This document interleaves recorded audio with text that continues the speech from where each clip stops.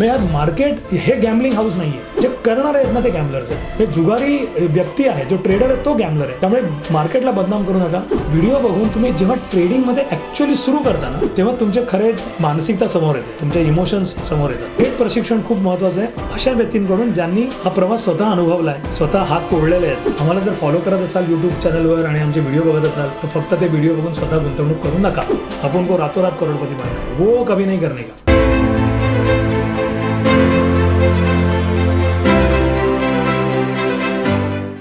नमस्कार. नवराष्ट्र मुंबई नववार्ता ह्या विशेष कार्यक्रमात मी माधवी वाडकर तुम्हा सगळ्यांचं स्वागत करते. मला माहिती आहे तुम्हाला सुद्धा उत्सुकता आहे अवधूत साठे सरांकडनं पुढच्या प्रश्नांची, पुढच्या गप्पांची. तर चला जास्ती वेळ न दौडूया आणि आपण भेटूया अवधूत सरांना. अवधूत सर, तुमचं पुन्हा एकदा खूप खूप स्वागत असो. खूप खूप धन्यवाद. खूप खूप धन्यवाद सर. खूप छान वाटलं आम्हाला ऐकून, कारण जसं मी म्हटलं स्वप्न सगळेच बघतात, पण फार कमी जण असतात की जे त्यांच्या मेहनतीने आणि कष्टाने ते स्वप्न पूर्ण करतात. आणि तसं तुम्ही तुमची स्वप्न सगळी पूर्ण केलेली आहेत. तर मी आज सर ह्या क्षेत्रामध्ये, शेअर मार्केटमध्ये सगळीजण तुम्हाला एक गुरु मानतात, खूप तुम्हाला फॉलो करतात.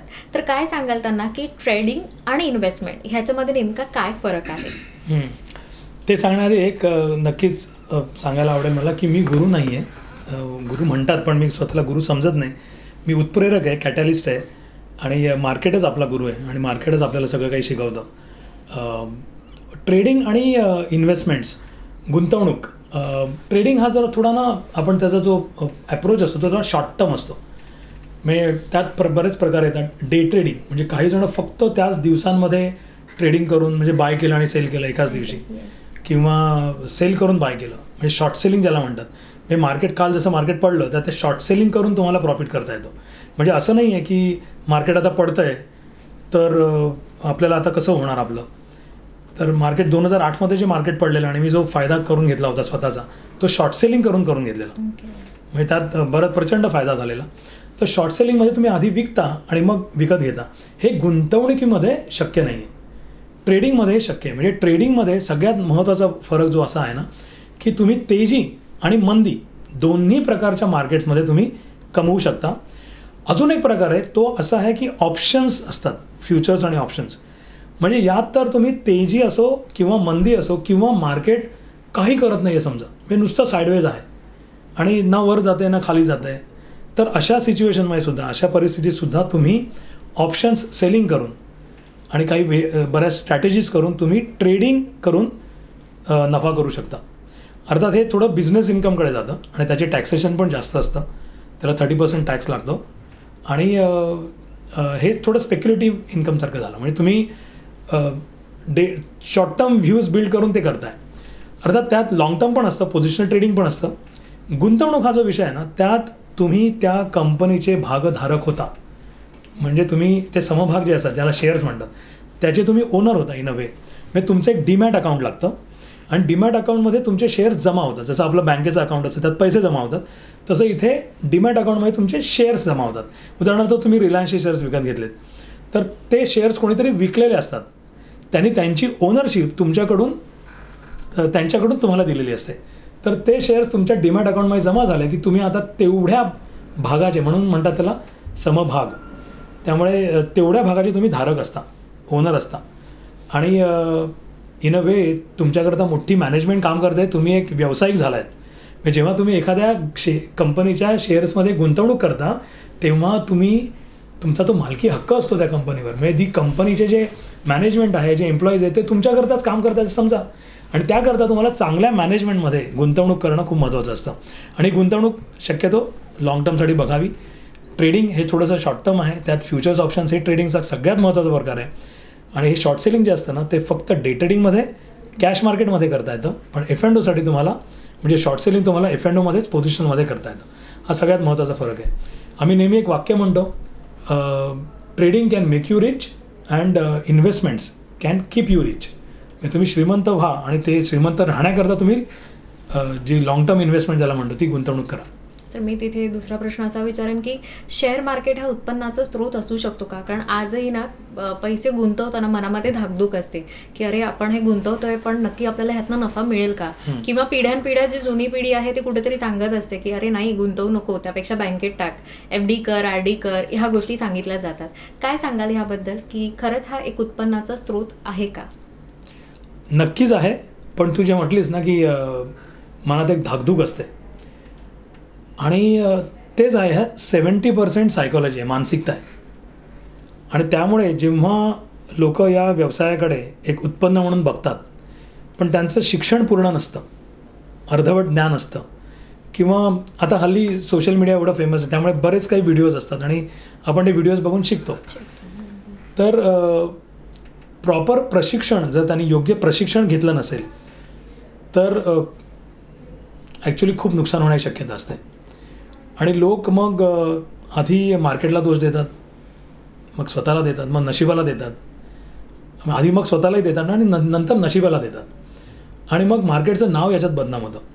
सेबीचा रिसेंट एक रिपोर्ट होता ज्यात त्यांनी म्हटलं की 89% ट्रेडर्स आर लुझिंग मनी. एक रिसेंट रिपोर्ट होता. मी 100पैकी 11%च ट्रेडर्स जे आहेत ना ते पैसे कमावतात मार्केटमध्ये. ट्रेडर्स म्हणतो मी. इन्व्हेस्टमेंट्स काय, investors will lose when markets fall. मी त्यांनी चुकीच्या कंपनीत आहेत, जसे येस बँक आहे किंवा पूर्वीचा आरकॉम वगैरे, त्यात गुंतवणूक केली तर तो शेअर पडला की तुम्ही लॉस होणारच आहे. ट्रेडिंगमध्ये काय होतं ना, एक लिव्हरेजिंग असतं. म्हणजे तुम्ही एका रुपयावरती 2, 3, 5 रुपयाची पण बेट घेऊ शकता आणि त्यामुळे तुमची रिस्क पण तेवढीच वाढते, तुमची जोखीम तेवढीच वाढते आणि म्हणून त्यात तो एक धोका असतो. 100% पॉसिबल आहे जर तुम्ही त्यात प्रोफेशनली अप्रोच केलं, हे व्यावसायिक म्हणून बघितलं आणि हा व्यावसायिक म्हणून ते शिकून घेतलं नीट आणि स्वतःच्या म्हणजे त्याला असं म्हणतो आम्ही की पैशासाठी आलात ना तर कठीण आहे.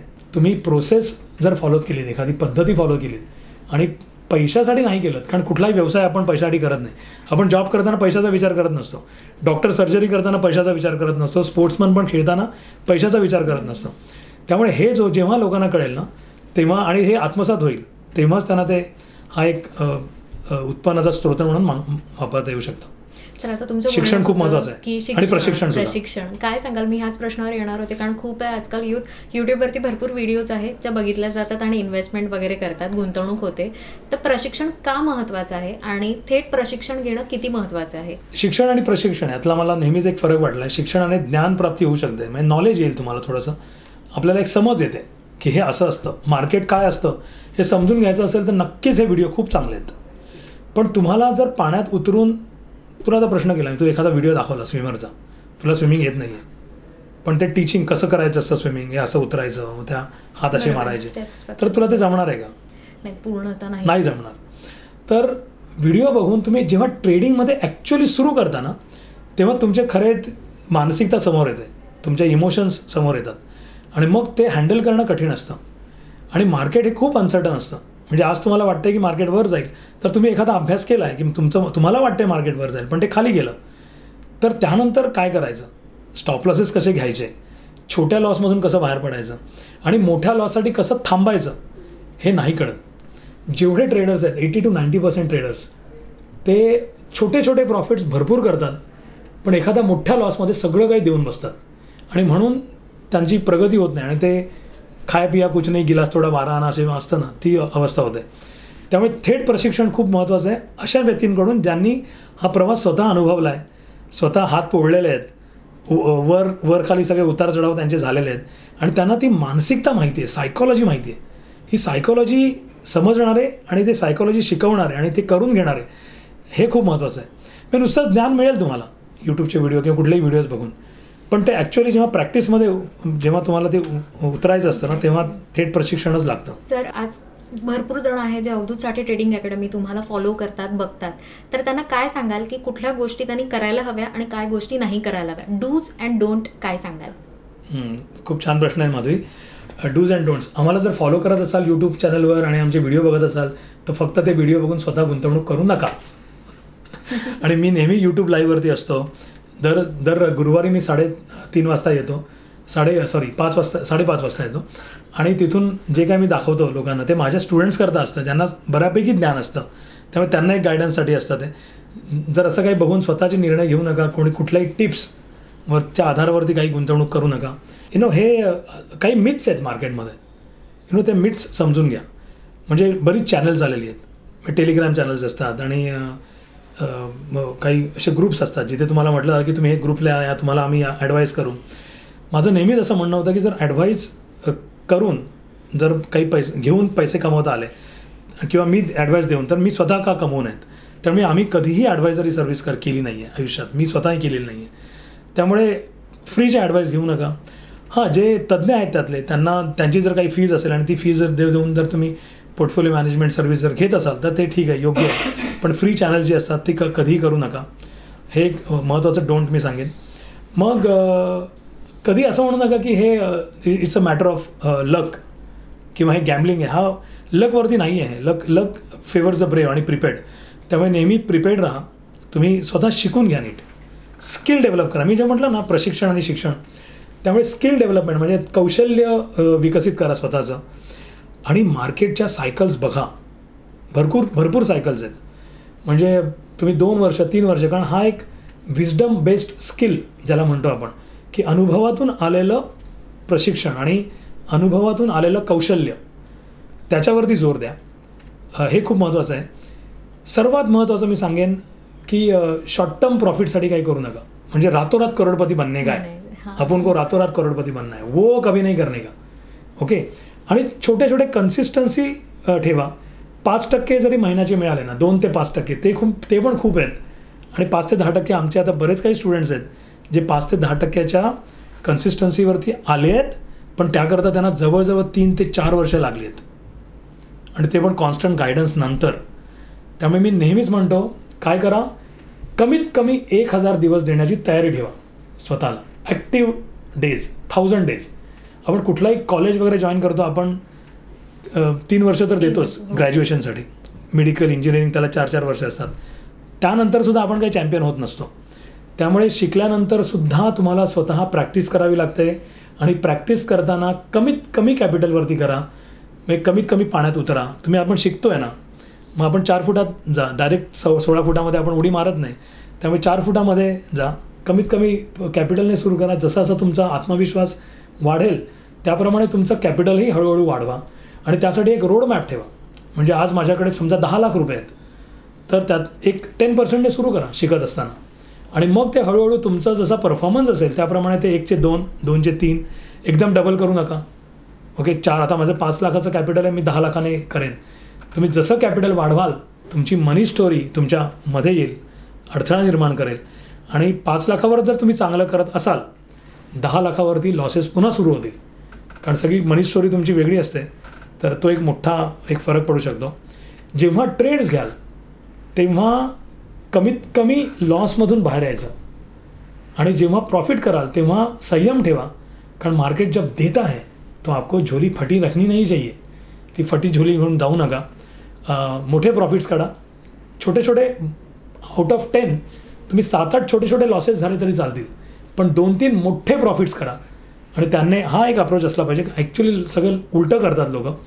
छोटे छोटे प्रॉफिट्स बरेच जण घेतात आणि मोठ्या लॉसवरती बसून राहतात. असं करू नका, हे मी सांगेन. कुठल्याही प्रेशरमध्ये येऊन ट्रेडिंग करू नका. आता मी जॉब सोडला आहे आणि आता माझं महिन्याचं इन्कम मला कमवलं पाहिजे, हे कधीही करू नका.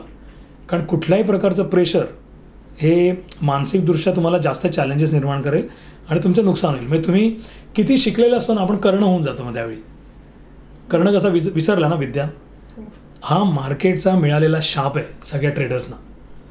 ओके. जर तुम्ही इकडून तिकडून काहीतरी चोरून शिकलेला असाल तर मार्केट ती विद्या घेतो आणि तुम्ही विसरता. त्यामुळे कर्ण होऊ नका. म्हणजे परशुरामाने तो शाप दिला होता, आयत्यावेळी त्याला ते आठवलं नाही. आणि हे नक्की होतं जेव्हा तुम्ही एखाद्या ट्रेडमध्ये असता, तुम्ही प्रॉफिटमध्ये असाल किंवा लॉसमध्ये असाल, त्यावेळी तुम्ही तुमचे स्वतःचे काही नियम असले पाहिजेत, एंट्रीचे, एक्झिटचे. ते नियम फॉलो केले गेले पाहिजेत.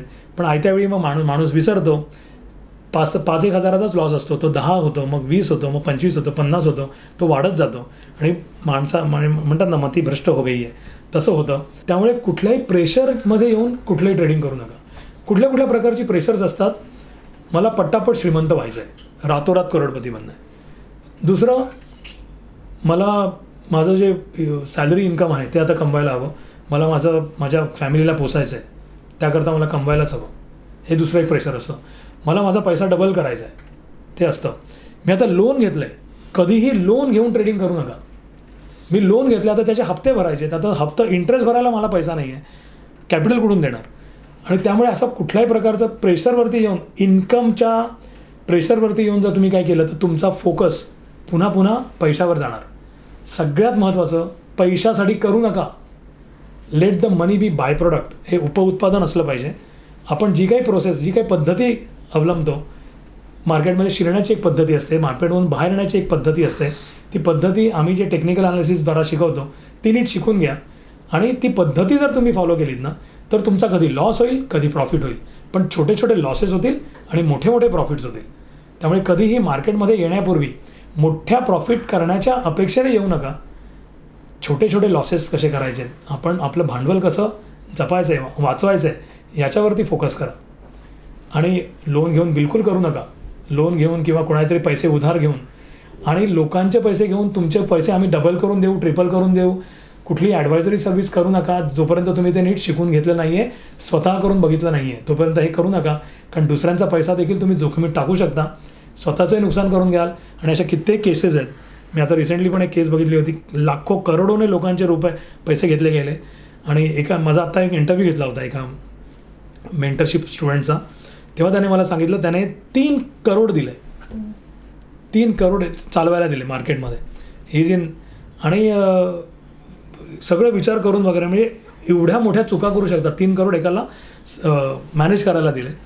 आणि तो नंतर स्कॅम पण आला. आता मी नाव घेत नाही, डोंबिवलीचंच काहीतरी आहे एक व्यक्ती. तर ॲटलिस्ट ह्या यूट्यूबवरती टाईम स्पेंड करताय, असे जे स्कॅम होतात त्यांच्याबद्दल माहिती घ्या. कुठल्याही टिपच्या आधारावरती जाऊ नका. एखादा SMS येईल तुमच्यावरती आणि ते सांगतील अरे हां आता हे स्टॉक इतना होणे वाला आहे. कुठल्याही टिपवरती पण भरोसा ठेवू नका. म्हणजे थेट प्रशिक्षण हे खूप महत्त्वाचं आहे. प्रशिक्षण घ्या, प्रॉपर सराव, आणि मग तुम्ही ह्या क्षेत्रामध्ये नक्कीच उतरा. नक्कीच. तर थोडंसं तुम्हाला फ्लॅशबॅकमध्ये घेऊन जाते. जसं तुम्ही म्हणाला की त्यावेळेचा काळ नोकरी वगैरे होता, वडिलांचा नाही म्हणा एक भीती होती की विरोध येईल, पण तुम्ही नोकरी सांभाळून पहिले तुम्ही हा व्यवसाय चालू ठेवला. आता खूप तरुण वर्ग असा आहे की जे आई वडिलांना सांगतात की नाही मला व्यवसाय सुरू करायचा आहे, आणि त्यावेळेला जेव्हा नकार येतो तेव्हा खूप डिप्रेशनमध्ये जातात. किंवा जसं आपण मगाशी म्हणालो की ट्रेनिंगमध्ये लॉस झाला, ट्रेडिंगमध्ये त्याने सुद्धा आत्महत्या वगैरे हे सगळे काही विषय आजकाल खूप घडतात, अजूनही होतात. तर काय त्यांना सल्ला द्याल की कधीही लाईफमध्ये फेल आला किंवा तुम्हाला वडिलांनी किंवा आई वडिलांकडनं विरोध आला तर तुम्हाला कसं त्या स्थितीमध्ये कसं सांभाळायचं आहे स्वतःला? खूप सुंदर प्रश्न आहे माधवी. आणि या करताना माझा एक छानसा व्हिडिओ आहे, क्रायसिस मॅनेजमेंट. ओके. हा कुठला आहे ना, हे एखादं तुफान येतं, आपल्या एक वादळ येतं आयुष्यामध्ये.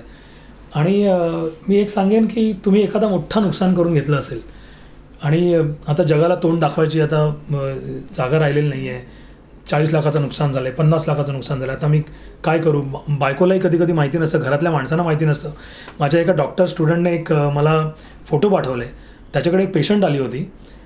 तिचा नवरा मिलिटरीमध्ये होता आणि तिने काहीतरी असेच टेलिग्राम चॅनल्स आणि इथे लागून तिने काहीतरी 6 लाखाचं नुकसान केलं होतं आणि घरातले दागिने विकले. कारण सुरुवातीला तिला काहीतरी 50,000चं नुकसान झालं. पण आता हे नवऱ्याला कळलं तर तो काय करेल आणि काय म्हणेल, तर ते 50,000 कमवण्यासाठी तिने अजून त्यांना पैसे दिले आणि ते म्हणाले नाही हम कमा के देंगे. त्यामुळे अशा ज्या सर्व्हिसेस असतात त्या त्यांना ब्रोकरेज शक्यतो जनरेट करायचं असतं.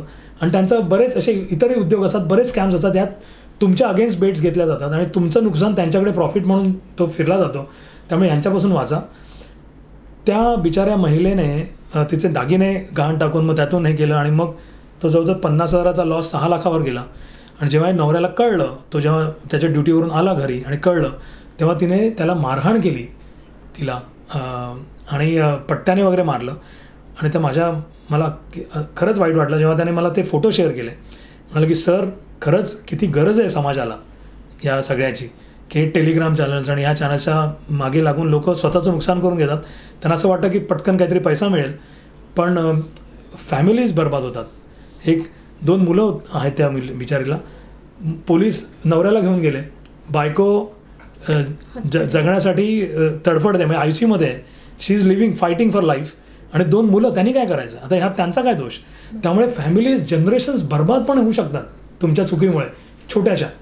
आणि ह्यामध्ये मार्केट बदनाम होतं ना, हे सगळ्यात मला वाईट वाटतं. मग ह्यात मार्केट हे गॅम्बलिंग हाऊस नाही आहे. जे करणारे आहेत ना ते गॅम्बलर्स आहेत. म्हणजे जुगारी व्यक्ती आहे, जो ट्रेडर आहे तो गॅम्बलर आहे. त्यामुळे मार्केटला बदनाम करू नका. आमचं एक पूर्ण एक मिशन आहे, विजन आहे की हे ट्रेडिंग ह्या प्रोफेशनला नोबिलिटी आली पाहिजे. कारण जोपर्यंत तुम्ही म्हणतात ना, यू शूड डिझर्व सक्सेस. तुमचं स्वतःकडे ते कॅरेक्टर असलं पाहिजे आणि ते कॅरेक्टर तुमच्याकडे असेल तर आणि तरच मार्केट तुम्हाला यश देतं. हे आणि कॅरेक्टर कुठलं, तर तुमच्याकडे संयम असायला हवा, कौशल्य असायला हवं, एक शिस्त असायला हवी. ती मनी मॅनेजमेंट जे आपले जे नियम आहेत ते पाळण्याची एक शिस्त असावी हवी. एक श्रद्धा आणि सबुरी जे म्हणतो ना, म्हणजे संयम आणि एक विश्वास, तुमचा स्वतःवरचा विश्वास आणि स्किल हे असेल तरच तुम्ही मार्केटमध्ये उतरा. अर्धवट काहीतरी व्हिडिओ बघून काहीतरी शिकला आहेत आणि इकडचं तिकडचं ज्ञान घेऊन करू नका. आणि हजारो लाखो व्हिडिओज आहेत पण तेवढ्या सक्सेस स्टोरीज नाही आहेत. ओके, व्हिडिओज बघून जर शिक्षण झालं असतं ना, म्हणजे तर सर्जर्स पण व्हिडिओ करून शिकले असते. माझा एक व्हिडिओ नक्की बघा, 7 स्टेप्स टू क्रायसिस मॅनेजमेंट. त्या क्रायसिसमधून जर आपल्याला बाहेर यायचं आहे तर तुम्ही पहिले स्टेबल व्हा. ओके, थोडा विचार करा. मी तुम्हाला सर्वांना एक प्रश्न करेन, जर तुम्हाला मी तुमचा डोळा मागून घेतला आणि म्हटलं तुम्हाला 1 करोड रुपये देतो त्यासाठी, तर तुम्ही तो द्याल का? तर उत्तर घ्या, तू देशील का? नाही ना, शक्यच नाही ना. किंवा एक बोट जरी आपण मागितलं तरी कोणी देणार नाही तेवढं. तर आपल्याला देवाने जे दिलं आहे ते बेशकिमती आहे, खूप खूप किमती आहे ते, आणि त्याचं काही मोल नाही आहे. तुमच्यापेक्षा महत्त्वाचं दुसरं कोणीच असू शकत नाही जगात. देवाने जे आयुष्य दिलं आहे ना ते खूप छान आहे, मदत मिळेल. सो फर्स्ट तो व्हिडिओ नक्की बघा, 7 स्टेप टू क्रायसिस मॅनेजमेंट. त्यात पूर्ण मी हे दिलेलं आहे. आय थिंक तुम्हाला मार्केटने एक धडा शिकवला आहे, त्यातून शिका. तुमचा लॉस का झाला हेच आधी समजून घ्या आणि तुम्ही ह्या सिच्युएशनमध्ये का आला आहेत. आणि आपण म्हणतो ना की दिशा बदलायला फक्त ना 180 डिग्री टर्न घ्यावा लागतो. असं नाही आहे की मी खूप लांब आलो आहे. भले तुम्ही एका चुकीच्या मार्गावरती चालत चालत खूप दूर गेला आहेत, फक्त 180 डिग्री वळा, तुमच्या चुका समजून घ्या, त्या चुका सुधारण्याचं एक वचन द्या स्वतःला, तुमच्या फॅमिली मेंबर्सना, तुमचा मित्र फॅमिली यांचा सपोर्ट मिळवा पहिला, आणि एक नव्याने जीवन सुरू करा. अवधूत साठे ट्रेडिंग अकॅडमी नेहमीच तत्पर आहे हे शिकवण्याकरता. फक्त 180 डिग्री टर्न घ्या आणि चुका समजून घ्या आणि शिका. काय सांगाल अवधूत साठे ट्रेडिंग अकॅडमीचे पुढचे गोल्स काय आहे, भविष्याचे काय प्लॅन्स आहेत? प्रचंड मोठं विजन आहे आणि याकरता पुन्हा एकदा मी निसर्गाचे आभार मानेन, युनिवर्सचे आभार मानेन की thought is a gift of nature. त्यामुळे ती जी विचार येतो आणि त्यातून तुम्ही तो विचार पकडता. मी ना एक ड्रीम मॅनेजमेंट असा एक विषय घेतो आमच्या मेंटरशिप प्रोग्राममध्ये की ड्रीम कसं मॅनेज करावं. एखादं स्वप्न आलं तर त्याचा पाठपुरावा कसा करायचा, स्वप्नपूर्तीपर्यंत कसं जायचं, पाठपुरावा करणं खूप महत्त्वाचं असतं. तुला म्हटलं होतं ना की समाजकार्य वगैरे असं काही माझा हेतू नव्हता सुरुवातीला. म्हणजे समाजकार्य असा जनरल आपल्या दृष्टीने कुठे काही डोनेशन्स वगैरे करता आले तर करू, पण सगळ्यात महत्त्वाचं पैसा देऊन काय होत नसतं. मला एक स्टोरी आठवते, जेव्हा मदर तेरेसाकडे मला वाटतं एक खूप सेलिब्रिटी गेली होती आणि ही ऑफर्ड मनी आणि ती कुठल्या तरी एका पेशंटला मॅनेज करत होती आणि तिथे खूप वास येत होता. He could not even stand there. तर त्याने म्हटलं मी काय करू शकतो. ते म्हणाले तुझा पैसा नको आहे मला, तू इथे येऊन ही सेवा करशील का. आणि तेव्हा त्याला तो एक आय ओपनरसारखा होता आणि त्याने नुसतं पैसा देऊन होत नसतं. तर एक किस्सा मी तुला नक्की सांगेन काय झालं आणि कसं स्वप्न आलं. नेहमी मी सेमिनार्स घ्यायला सुरुवात केली आणि वर्षातून 3-4 सेमिनार व्हायचे माझे आणि हळूहळू एक 20-25 लोक, नंतर 40-50 लोक असे येत होते. आणि माझं एक स्वप्न होतं की माझ्या कमीत कमी ॲटलिस्ट एका तरी स्टुडंटने 1 करोडचा प्रॉफिट करावा. मी जेव्हा जॉब सोडला ना तेव्हा मला 6 महिने लागले होते 1 वर्षाचा प्रॉफिट करायला. नंतर तो मी 1 वर्षाचा प्रॉफिट एका दिवसात केला होता ऑगस्ट 2017मध्ये. मी जॉब सोडल्यानंतर जवळजवळ 9 वर्षांनी. हे माझा तो एक प्रवास होता. आणि जेव्हा मी तो एका दिवसामध्ये 1 वर्षाची पगार जेव्हा कमावला तेव्हा मला असं एक विचार आला की I have saved 365 days of my life आणि ह्या वाचवलेल्या दिवसात मी काय काय करू शकतो.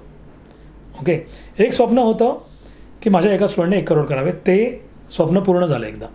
एका स्टुडंटने अगदी 1 लाखापेक्षा कमी कॅपिटलने सुरू करून जवळजवळ 2 वर्षाच्या आत 1 करोड प्रॉफिट केला होता. पण त्याने फक्त आणि फक्त क्रूड ऑइलवरती फोकस केला होता. 95% प्रॉफिट्स त्याचे क्रूड ऑइलमधून होते. आणि जेव्हा त्याने मला फोनवर सांगितलं तेव्हा माझा आनंद गगनात मावेना आणि मी तो फोन ठेवला. आमचं जेव्हा कॉन्व्हर्सेशन झालं तेव्हा निसर्गाने एक विचार माझ्या डोक्यात टाकला आणि मला असं वाटलं की याने केलं असेल तर 1 लाख लोक करू शकतात का. आणि हा जो विचार होता ना त्या विचाराने माझं आयुष्य बदललं. जेव्हा तुमच्याकडे असा विचार येतो तुमच्याकडे 3 चॉईस आहेत, येस, नो, नॉट नाव. मी म्हटलं येस. कसं मला माहिती नव्हतं. हार्डली 40-45 स्टुडंट्स असायचे तेव्हा माधवी. आणि 1,00,000 लोकं कशी होतील, 1 लोकांना शिकवायचं कसं एवढ्या लाख लोकांना हे माहिती नव्हतं. पण मी म्हटलं चलो देखते करेंगे. आणि मग तो प्रवास वाढत गेला, लोकं येत गेली. माझे स्टुडंट्स जेव्हा चांगलं करायला लागले, मी तेव्हा त्यांनाही विचारलं. मंदार रेगे म्हणून माझा एक स्टुडंट आहे, त्याने जॉब सोडला. तेव्हा मी म्हटलं तू पुण्यामध्ये ट्रेनर होशील का. Sandeep Jarode he became my mentor, त्याने केलं. मग मुकेश शर्मा त्याने जॉब सोडला होता, फुल टाइम ट्रेडर झाला होता. तो म्हटलं सर मुझे बैंगलोर जाना है. तो म्हटलं बैंगलोर में ट्रेनिंग खोलेंगे क्या. तर तिथे आमचं सेंटर ओपन केलं गेलं. अतुल आणि हेली इंगट त्यांचं स्वतःचं ट्रेनिंग इन्स्टिट्यूट होती, पण ही केम टू मी आणि त्यांनी ट्रेडिंग वगैरे केलं. स्वतः ट्रेडिंग चांगलं करायला लागले. आणि मग मला पण त्यांचा स्पार्क दिसला. हार्डकोर ट्रेनर्स आहेत ते. तर जेव्हा ते गुजरातमध्ये त्यांनाही त्यांच्या गावात जाऊन सेटल व्हायचं होतं, म्हटलं अहमदाबाद में तुम शुरू करोगे क्या. जोगिंदर सिंग म्हणून एक माझा एक ट्रेनर आहे. पूर्ण ग्रुप, पूर्ण आता हा मोठा परिवार वाढत गेला. म्हणजे मी आता नावं का घेतोय, कारण आय एम एव्हर ग्रेटफुल. म्हणजे आता प्रसाद परोळेकर म्हणून तो माझा स्टुडंट होता, प्रीती म्हणून होते, आणि हे सगळे माझे स्टुडंट म्हणून आले. आणि हळूहळू त्यांनी असा काही सपोर्ट केला या आमच्या मिशनला. म्हणजे नंतर आम्ही आला 2000 कोविड लागला. मला असं वाटतं की जेव्हा तुम्ही एखादी खूप याचना करणार, तुम्ही एखादं स्वप्न बघता, तर त्या स्वप्नपूर्ती करता ते काहीतरी डायलॉग आहे बघ, तो पुरी कायनात लग गई, किसी भी चीज को. मला असं वाटतं कायनात लग गई, कोविड लग गया. म्हणजे Covid was not a great thing. मी खूप काही आपण शिकलो त्या कोविडमधून, पण अर्थात सगळ्यांसाठी काही चांगला प्रकार नव्हता. बऱ्याच बिझनेसमॅनचा लॉस झाला. आणि पण कोविड केम ॲज अ बून. माझा कधीही विश्वास नव्हता ह्याच्यावरती की ऑनलाईन आपण शिकवू शकतो. अदरवाईज काय खूप सोपं आहे का, एखादा रेकॉर्ड केला व्हिडिओ आणि दिला, तुम्ही शिका आणि तुम्ही बघा आणि शिका. मी ट्रेनिंग म्हणजे काय ना, training is a energy exchange. आता आपण लाईव्ह बघतो, एकमेकांशी बोलतोय, त्यामुळे तुला माझी एनर्जी कळते. ऑनलाईन जेव्हा आम्ही असतो ना, त्यावेळी जेव्हा मी लाईव्ह शिकवत असतो त्यावेळी स्टुडंट्सना असं वाटतं की मी त्याच्याकरता शिकवतो आहे. So sir is just teaching मी.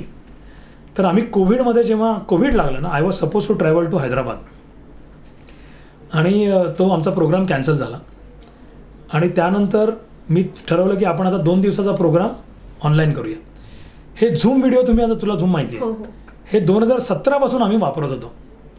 का तर 2 दिवसाचा मेन सेमिनार हा आमचा हॉटेलमध्ये मोठा व्हायचा. त्याच्या आधीचे काही कॉन्सेप्ट सेशन्स असतात ते आम्ही झूमवरती घ्यायचो. म्हणजे आपण आधी थोडा अभ्यास करून गेलं की आपल्याला समजतं ना. बरोबर. आणि त्यानंतर जे रिव्हिजन्स असायची ती आम्ही झूमवरती घ्यायचो. त्यामुळे हे आमचं स्ट्रक्चर आहे. ओके, आधी कॉन्सेप्ट, मग मेन्स आणि मग रिव्हिजन.